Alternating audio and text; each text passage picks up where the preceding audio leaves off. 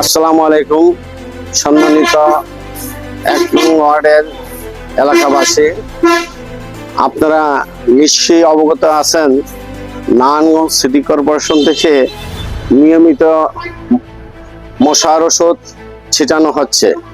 বিশেষ করে ডেঙ্গু জ্বরের প্রকোপ বৃদ্ধি পাওয়ায় আমাদের সম্মানিত প্রশাসক মহোদয় জনাব অ্যাডভোকেট শাখাওয়াত হোসেন স্যার বিশেষ টিম গঠন করেছে মশক নিধনের জন্য।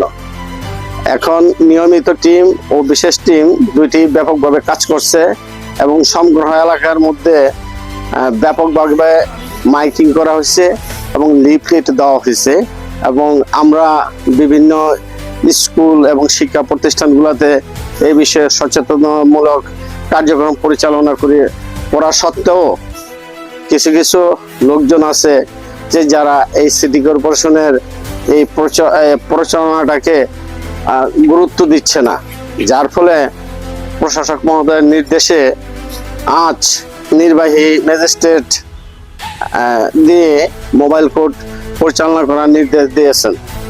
আমরা আজকে ১ নং ওয়ার্ডের পান্নাদিন নতুন মহল্লায় বেশ কয়েকটি বাড়িতে অভিযান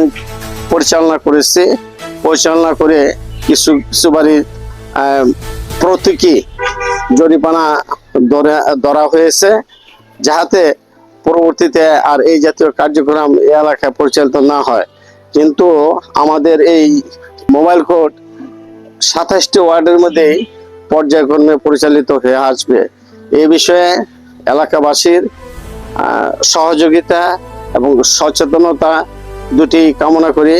নারায়ণগঞ্জ সিটি কর্পোরেশনের পক্ষ থেকে, মাননীয় প্রশাসক মহোদয়ের পক্ষ থেকে এলাকাবাসীকে ধন্যবাদ জানিয়ে আমি আমার আলোচনা এখানে শেষ করছি। আল্লাহ হাফেজ।